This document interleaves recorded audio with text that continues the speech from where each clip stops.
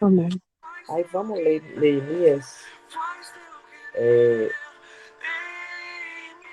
Vamos iniciar aqui no um. Vamos ler o um e o 2, tá? Sim. Para a gente poder estudar um pouquinho a história de Neemias. Eu tive uma, uma pastora que orou por mim ontem e ela me deu uma palavra em Neemias. Aí eu fiquei bem impressionada, né? Porque Neemias ele foi muito importante, né, na Bíblia. Foi uma pessoa que reconstruiu, né? Fala de reconstrução. E aí eu queria ler com vocês, tá? Vamos começar aqui, eu vou ler aqui. Ele teve, né, bastante participação na reconstrução de Jerusalém, né? Ele santificou a nação, ele conduziu, né? Fez uma renovação da aliança, entendeu? E aí a gente vai entender mais um pouquinho aqui. Neemias 1, tá? Eu vou ler aqui o contexto histórico rapidinho. Neemias,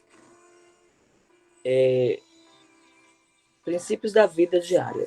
Deus quer consertar tudo que está quebrado em sua vida e restaurar tudo que foi perdido. Então ele fala, né, de consertar, de restaurar. Glória a Deus. Neemias 1, versículo 1. A história de Neemias. A palavra de Neemias, filho de Acalias, no mês Quisleu, no 20º ano, enquanto eu estava na cidade de Susa, Anani, um dos meus irmãos veio de Judá com alguns outros homens, e eu lhes perguntei acerca dos judeus que restaram, os sobreviventes do cativeiro, e também sobre Jerusalém. E eles me responderam: aqueles que sobreviveram ao cativeiro e estão lá na província passam por um grande sofrimento e humilhação. O muro de Jerusalém foi derrubado e as suas portas foram destruídas pelo fogo.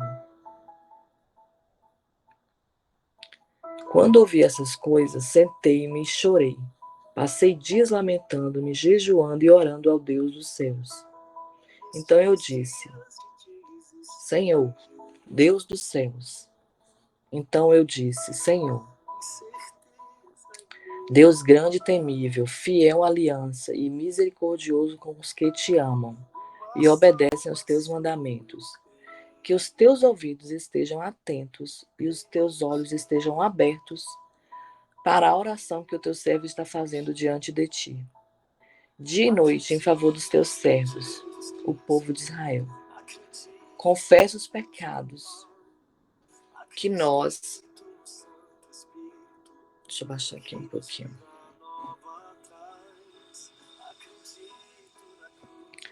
Confesso que os teus olhos sejam abertos para a oração que o teu servo está fazendo diante de ti dia e noite, em favor dos teus servos, o povo de Israel.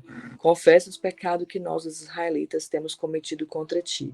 Sim, eu e o meu povo temos pecado. Agimos de forma corrupta e vergonhosa contra ti. Não temos obedecido aos teus mandamentos, aos decretos e às leis que deste a teu servo Moisés. Lembra-te agora do que disseste a Moisés, teu servo: se vocês forem infiéis, eu os espalharei entre as nações. Mas se voltarem para mim, obedecerem aos meus mandamentos e os puserem em prática, mesmo que vocês estejam espalhados pelos lugares mais distantes do céu,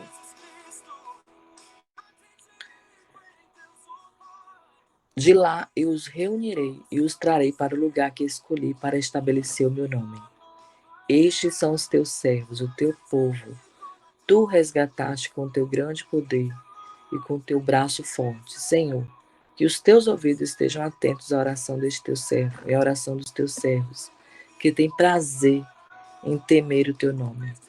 Faz com que hoje o teu servo seja bem-sucedido, concedendo-lhe a benevolência deste homem.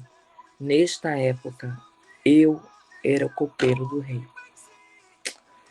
Glória a Deus, né? Vamos ver agora o 2. Deixa eu ver se é muito grande, eu vou ler até aqui. No mês de Nisano, no 20º ano do rei Artaxerxes, na hora de servir-lhe o vinho, levei ao rei. Nunca antes eu tinha estado triste na presença dele. Por isso o rei me perguntou: por que o seu rosto está tão triste, se você não está doente? Essa tristeza só pode ser do coração. Com muito medo eu disse ao rei: que o rei viva para sempre. Mas como não estaria triste o meu rosto, se a minha cidade, em que estão sepultados meus pais, está em ruínas, e as suas portas foram destruídas pelo fogo? O rei me disse: o que você gostaria de pedir? Então orei ao Deus dos céus e respondi ao rei: se for do agrado do rei, e se o seu servo puder contar com a sua benevolência, que ele me deixe ir à cidade onde meus pais estão enterrados, em Judá, para que eu possa reconstruí-la. Então o rei, estando presente a rainha, sentada ao seu lado, perguntou-me: quanto tempo levará essa viagem? Quando você voltará? Marquei um prazo com o rei e ele concordou que eu fosse. A seguir acrescentei: se for do agrado do rei, eu poderia levar cartas do rei aos governadores do Trans-Eufrates para que me deixem passar até chegar a Judá. E também uma carta para Asaf, guarda da floresta do rei, para que ele me forneça madeira para as portas da cidadela, que fica junto ao templo, para os muros da cidade e para a residência que irei ocupar. Visto que a bondosa mão de Deus estava sobre mim, o rei atendeu os meus pedidos. Com isso, fui aos governadores do Trans-Eufrates e lhes entreguei as cartas do rei. Acompanhou-me uma escolta de oficiais do exército e de cavaleiros que o rei enviou comigo. Sambalate, o Eromita, e Tobias, o oficial amonita, ficaram muito irritados quando viram que havia gente interessada no bem dos israelitas. Até aqui, irmãos, vamos comentar sobre isso já, que já está muito bom, né? Então a gente vê aqui, né, a bondade de Deus. E a gente vê também como Neemias, né, ele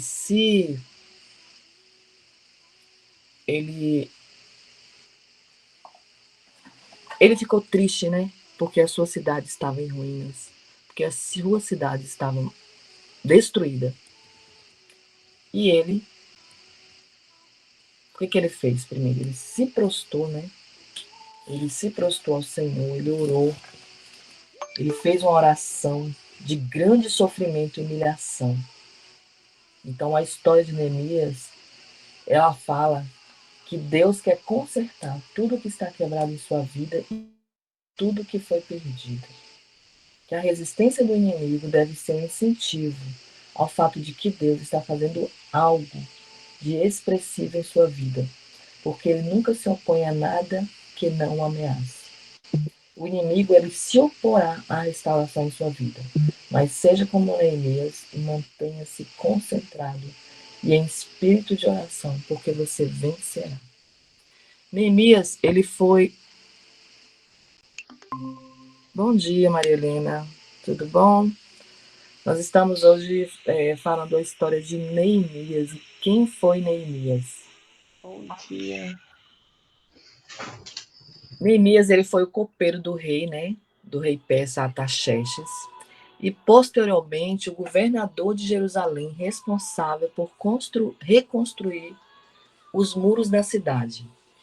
Então, a história de Neemias, ele está registrada no livro, né, que traz o seu nome, que é Neemias. A gente já leu agora o capítulo 1 e o 2. E ele era filho de Ecalias. Ele fazia parte da geração dos descendentes daqueles que foram levados para a Babilônia pelo rei Nabucodonosor.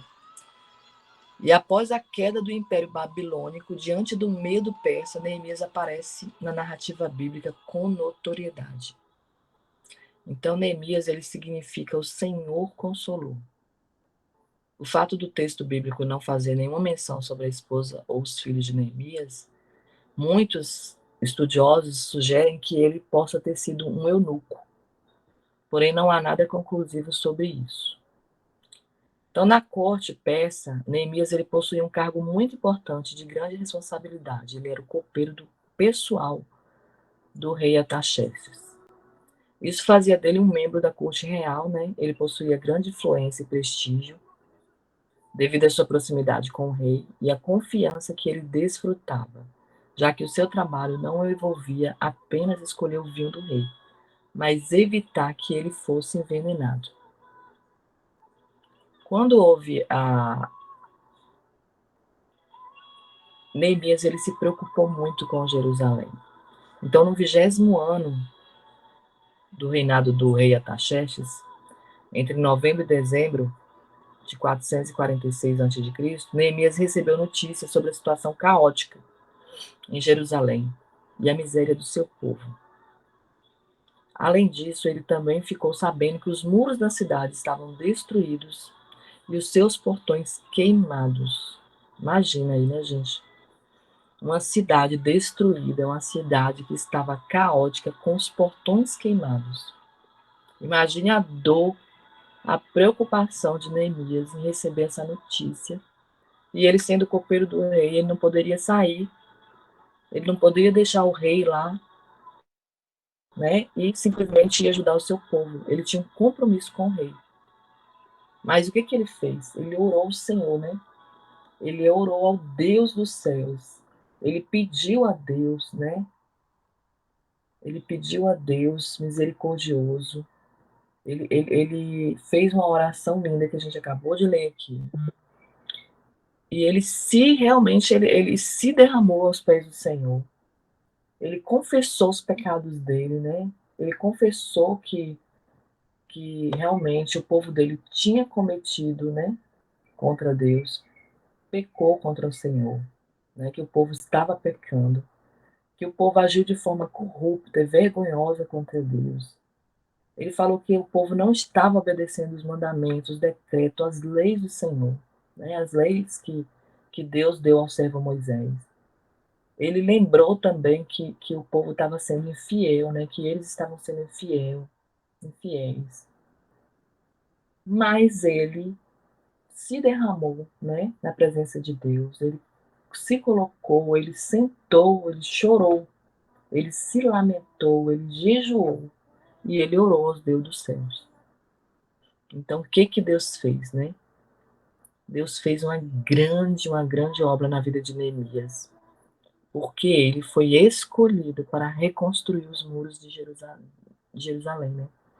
Os muros da cidade. Quem iria imaginar que um copeiro do rei iria reconstruir os muros da cidade, né?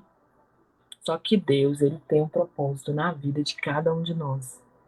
Deus, ele tem um propósito na minha vida, ele tem um propósito na sua vida.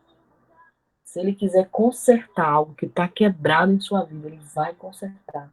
E tudo que for perdido, ele restaura. Tudo que foi perdido, ele vai restaurar.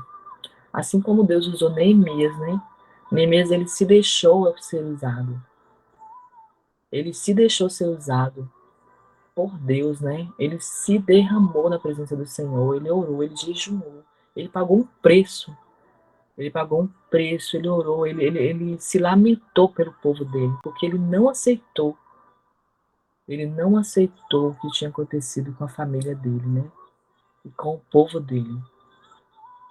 Então Neemias explicou seu problema ao rei e conseguiu dele a permissão para retornar a Jerusalém e reconstruir os muros da cidade.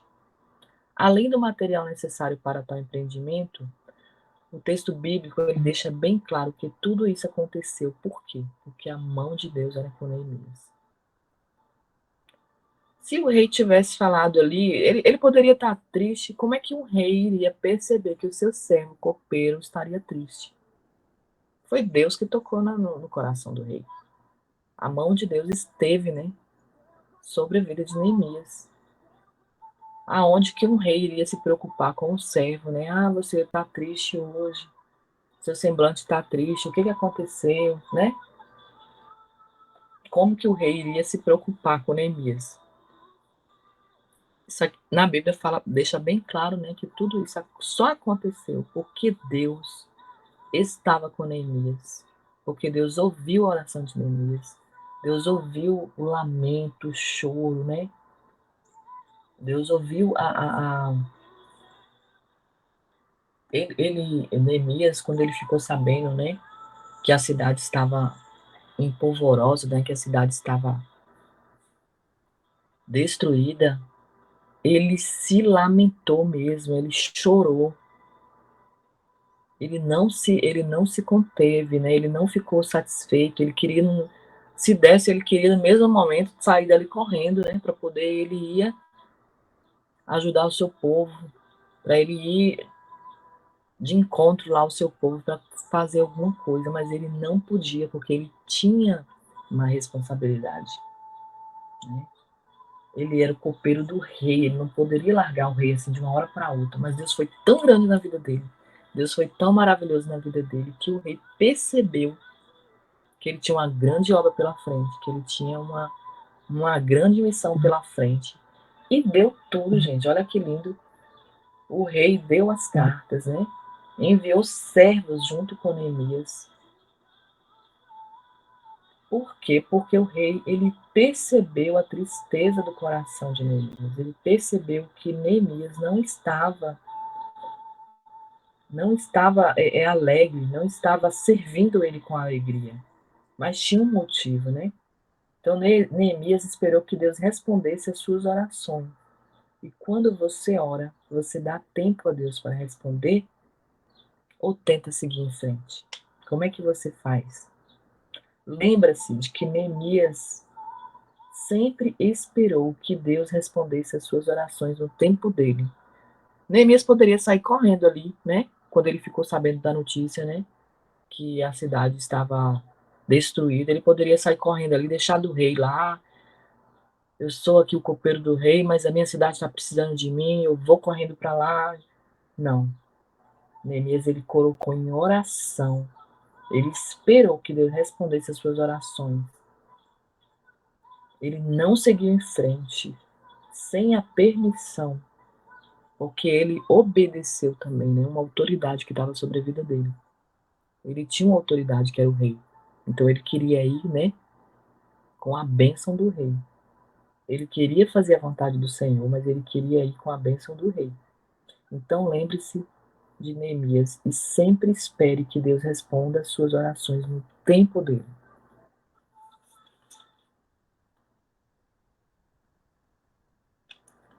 Então Neemias, ele foi reconstruir os muros da cidade. Então, após obter a autorização necessária, né, do rei, Neemias partiu para Jerusalém. E naquela época, os muros e os portões de uma cidade simbolizavam sua força, a sua dignidade. Daí se percebe a importância do trabalho pretendido por Neemias. Ele foi nomeado como governador da província de Jerusalém, mas a Bíblia descreve o interesse do rei persa no retorno de Neemias. Então, inicialmente, foi estabelecido um prazo para que ele se cumprisse a tarefa e retornasse ao palácio. O rei aqui deixou, né? O rei falou, né, para ele ir, perguntou quanto tempo que ele precisava, né? Quanto tempo que ele precisava para ir fazer o serviço, mas ele marcou um prazo. Ele marcou um prazo com o rei e concordou que ele ia e voltava. Por quê? Porque o rei falou: quanto tempo levará a viagem? Quando você voltará? Então ele marcou esse prazo com o rei. E ele ainda seguiu, ele ainda acrescentou: se for do agrado do rei, eu poderia levar cartas do rei aos governadores. Então ele foi nomeado como um rei, né? Mas ele levou todos os documentos que garantiam a legalidade das suas ações. Porém, mesmo assim, ele precisou enfrentar grande oposição. Neemias enfrentou oposição. Na verdade, desde o tempo dos reinados de Ciro e Dário, houve oposição contra a reedificação de Jerusalém. Então, essa perseguição aos judeus também foi vista nos reinados seguintes, nos dias do rei Assuero e do próprio rei Artaxerxes. Então, a grande oposição contra o trabalho de Neemias partiu da parte de Sambalate, o Honorita, e Tobias, o Amonita, e Gesem, o Arábio. Esses homens, eles foram astutos e tentaram a todo custo prejudicar Neemias. Aqui, ó, o rei, ele pediu para uma escolta de oficiais do exército e de cavalheiros acompanhar Neemias. E quem foi que acompanhou Neemias? Sambalate, Tobias, né? E eles foram bem irritados, né? Eles ficaram bem irritados quando viram que Neemias queria reconstruir a cidade. Então eles foram com Neemias, né? Eles foram com eles acompanharam Neemias, mas eles foram bem irritados, né? Então essas três pessoas, justamente com seus aliados, afligiram insultos e zombarias, arquitetaram ataques armados, planejaram uma emboscada para capturar Neemias e fazer-lhes o mal. Plantaram notícias de que o motivo real da reconstrução dos muros era uma suposta rebelião contra a Pérsia. Inclusive tentaram induzir Neemias ao erro, fazendo com que ele pecasse por entrar no lugar que só era permitido aos sacerdotes, para que assim eles pudessem infamá-lo, desacreditando-o diante do povo. Como se não bastasse a forte oposição externa, Neemias também precisou lidar com a oposição interna, causada especialmente por problemas econômicos e sociais da época, que levaram a população de Judá à beira de um colapso. A gente está vivendo isso hoje, né, irmãs? Como está parecida essa história com a história de hoje? Meu Deus. Então, o contexto histórico daquele momento explica a razão dos problemas internos. Judá estava isolada comercialmente. Os trabalhos no muro fizeram com que a produção de cereais caísse. Não existia alimentos, já que os camponeses estavam envolvidos na reconstrução. Então, imagine a miséria daquele país. Imagine a fome daquele povo. Imagine os problemas internos, problemas econômicos daquela cidade. Não existia mais, não existia mais paz, né? O povo estava à beira de um colapso. O comércio estava isolado. Não existia mais produção de cereais. Até os camponeses tiveram que ir para a reconstrução, né? Então eles pararam de plantar, pararam de colher, né? E foram reconstruir a cidade. Então o que aconteceu? A produção de cereais caiu, né? Então o contexto histórico daquela época estava com muitos problemas internos, muitos problemas de fome, de miséria, né? De problemas econômicos e sociais. E as condições climáticas também agravaram a crise dos alimentos. Somando a tudo isso, o fato de que os últimos administradores haviam explorado a população. Nessas condições, tais condições fizeram com que muitos hipotecassem suas propriedades, tomassem dinheiro emprestado, tanto para comprar alimentos ou para pagar os altos impostos. Então a vida daquele povo estava uma miséria, estava uma crise de alimento, uma crise econômica, uma crise social. Eles estavam sendo explorados pelos administradores. Então a população estava sendo explorada, estava existindo muita corrupção pelos governadores, né, pelos administradores da cidade. Então essas condições fizeram com que os moradores hipotecassem suas propriedades. Eles estavam muito endividados.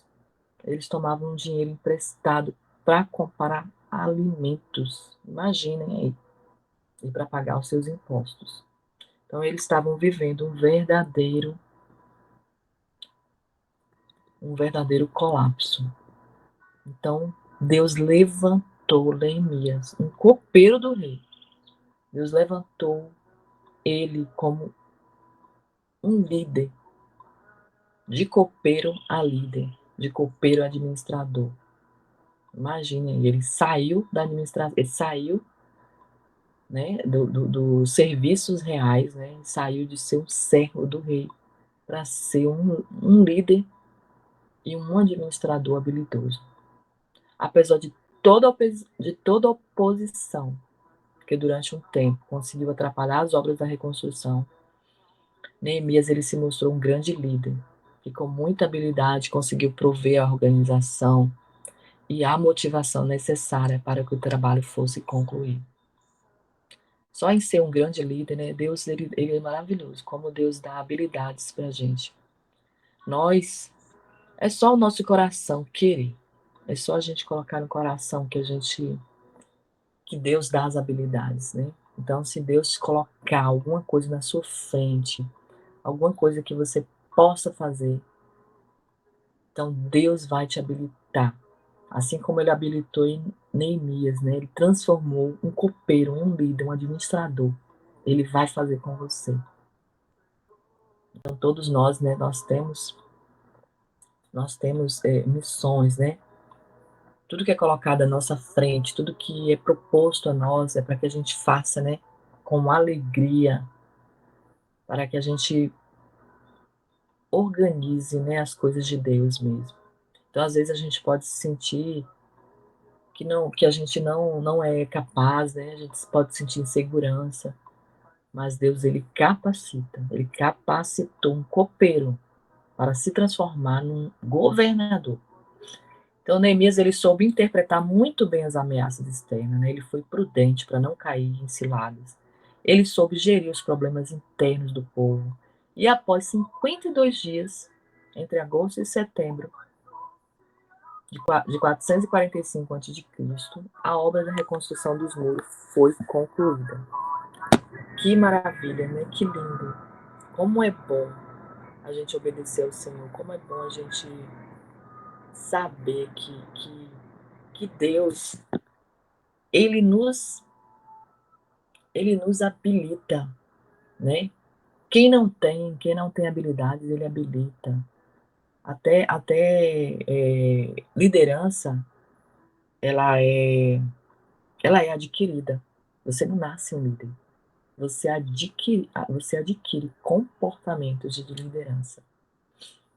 Então, assim, todos nós podemos ser líderes de alguma coisa, podemos ser líderes da nossa casa, podemos ser líderes na escola, na igreja, em todo lugar, né, onde você estiver inserido, você pode exercer um, você pode exercer um cargo de liderança. Então, quando o trabalho foi finalizado, Neemias tomou algumas ações para melhorar a vida em Jerusalém. Ele estabeleceu alguns funcionários. Ele delegou autoridade para que pudessem contribuir com o governo mais justo daquela província. Neemias também implementou uma estratégia de proteção da cidade, ao ordenar que entre 10 judeus deveriam residir dentro dos muros da cidade. Então ele trabalhou para corrigir vários abusos que existiam no meio do povo através de um programa de reformas. Olha como Deus deu sabedoria a esse homem, gente. Maravilhoso como Deus usou Neemias, assim como ele usou, a gente vê assim como ele usou Noé, né? Que Noé foi uma pessoa que ele nunca tinha construído uma arca, né? E Deus falou todos os passos, Deus falou todos os passos, passo a passo, o que ele tinha que fazer. Então ele também deu para Neemias aqui, passo a passo, o que ele teria que fazer. Então Neemias ele teve grande participação na revitalização da adoração em Jerusalém, santificando a nação, conduzindo a uma nova renovação da aliança através da leitura e exposição da lei, feita pelo sacerdote Esdras, da confissão dos pecados e do juramento em que o povo se prometeu em guardar os mandamentos da lei. Então, através da vida de Neemias, né? Através da vida de Neemias, Deus renovou a aliança com o povo de Jerusalém. Neemias ele foi usado por Deus para revitalizar a adoração em Jerusalém.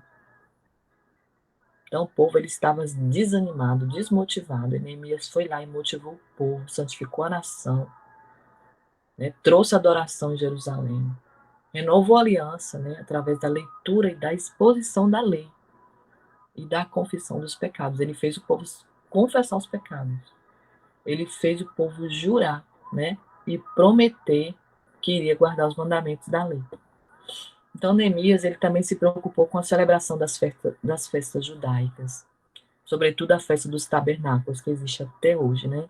Inclusive, minhas irmãs estão indo para Jerusalém. Semana que vem, parece. Semana que vem. E vai ter bastante notícia de como é lá, vai ser maravilhoso. E que Deus possa estar usando a vida delas lá, porque é um sonho, né? Delas, uma mora na Holanda, outra mora na Itália, e elas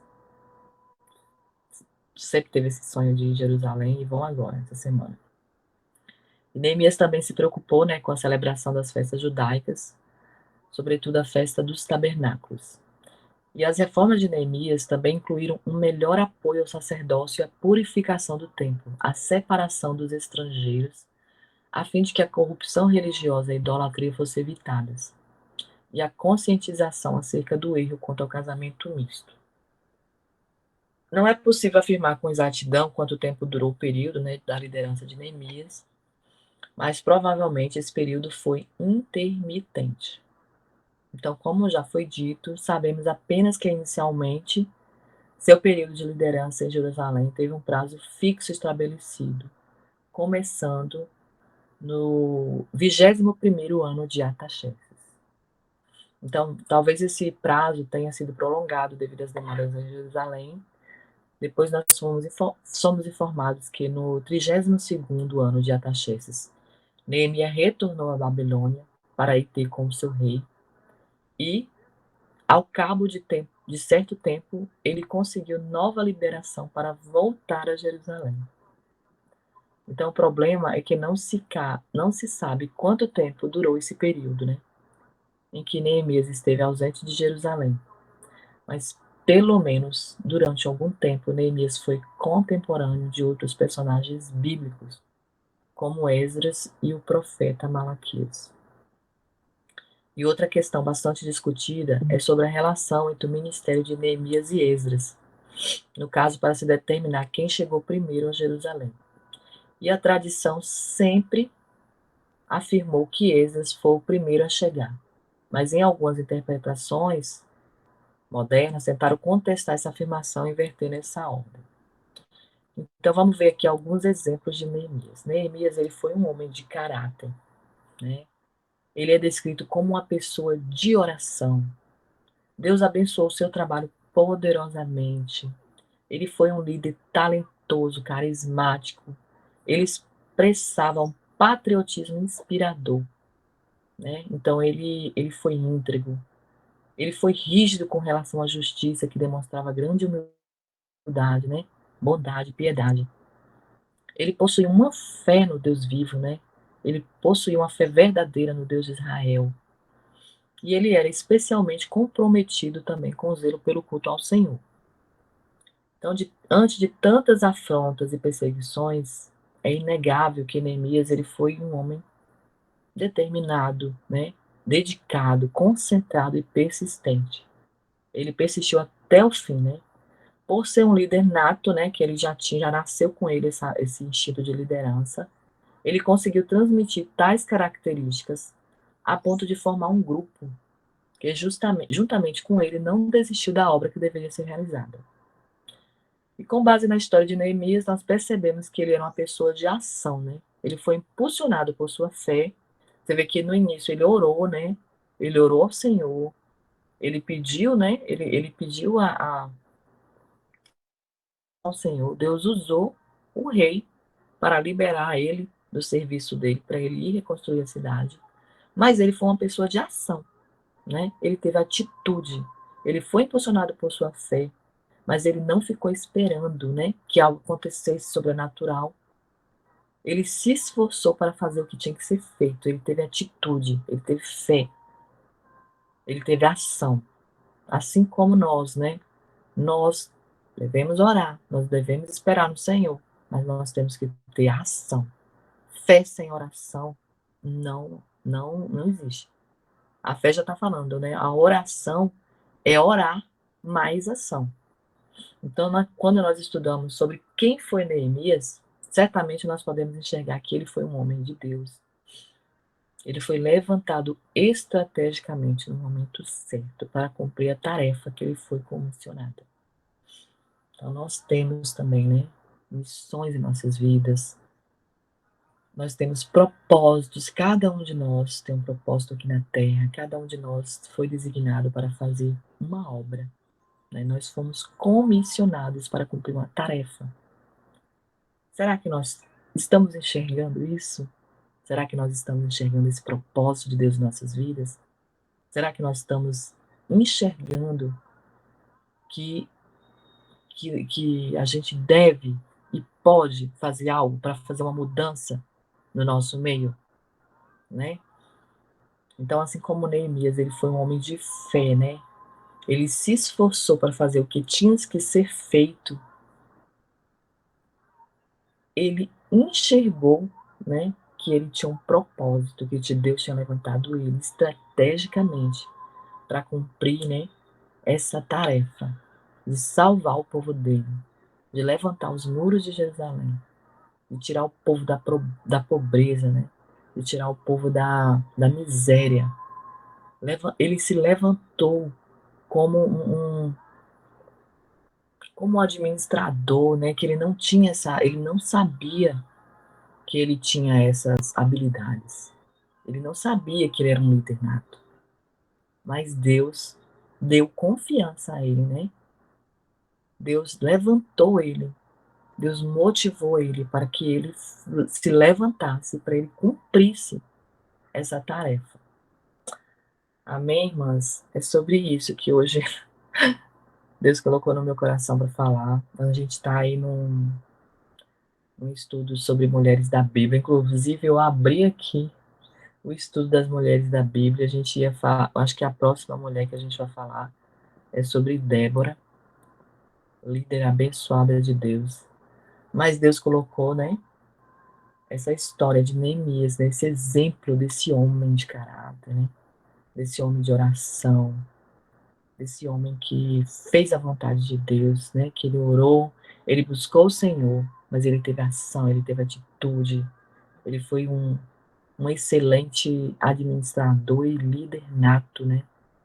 E eu quis trazer essa história de Neemias aí, né, para vocês, para ver como é que tá, né, como é que vocês, para ele inspirar, né, para a gente se inspirar na vida dele, e para que a gente possa, né, cumprir todos os propósitos que Deus tem para nós. Cada um de nós tem um propósito, cada um de nós tem uma missão aqui na Terra. E a gente tem que saber, né? A gente tem que estar de olho, a gente tem que estar vigilante para saber o que o Senhor quer de nós. Orando em todo o tempo, né? E vigiando, e sabendo que o Senhor, Ele, Ele nos deu uma identidade de filho, né? Ele nos deu uma identidade de filho. E Ele quer que a gente cumpra um propósito aqui na Terra. Ele quer que nós deixamos um legado aqui na Terra. Nós não viemos aqui à Terra só para passar um tempo. Nós viemos aqui para poder fazer algo, fazer a diferença, deixar um legado. Amém? Que o Senhor abençoe a vida de vocês. Já deu 7 horas aqui. E Cris, se você quiser comentar alguma coisa, pode ficar à vontade. Eu sei que você é uma mulher aí que sabe da história de Neemias mais do que eu, né?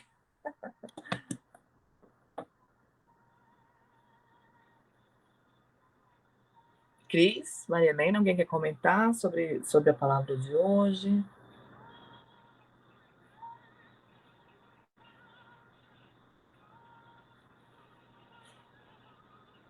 Valdira, Maria Helena. Vocês estão me ouvindo?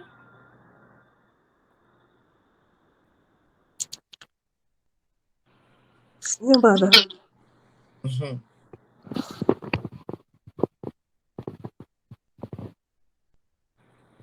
É forte, né? Mas na verdade, quando o Senhor nos escolhe é assim. Quando Ele tem algo para realizar na nossa vida, Ele faz da maneira que agrada, né? Que linda essa palavra. Louvado seja Deus, porque em tudo ele cumpre o seu propósito, né? Obrigada, irmã Fábio. Deus abençoe sua vida, viu? Glória a Deus. E como eu falei ontem, uma irmã que está na